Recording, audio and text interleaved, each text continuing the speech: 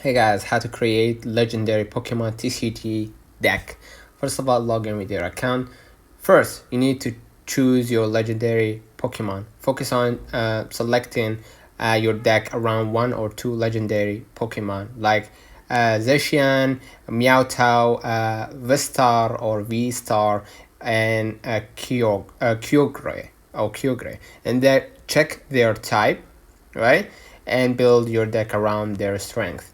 And next, you need to set your strategy by clicking your cards. Aggressive, control, stall, combo base. Build the deck to execute powerful combos involving your legendary Pokemon and include supporting Pokemon.